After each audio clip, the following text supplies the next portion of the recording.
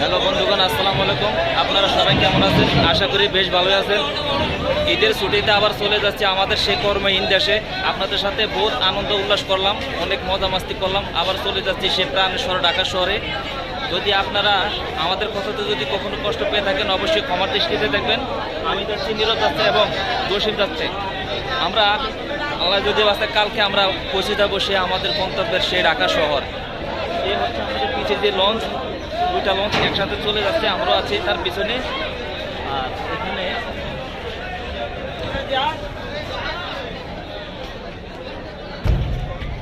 এখানে দেখা যাচ্ছে যে বিশাল লঞ্চ, তার পিছনে অনেক বড় লঞ্চ আছে, তারপরে দেখতেছেন। আর এখানে আছে বিশাল যে নদী, তারই সাথে অন্যরকম মজা। আজকের এই ঘাটটা আমরা আবার মনে করবো আমাদের সেই গোসেরহাট ঘাট।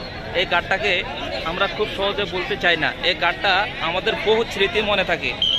এটা হলো গোসেরহাট, সকলের জানার কথা। যারা আমাদের ভোলারবাসী আছে অন্তত এই গোসেরহাট আপনারা চেনেন।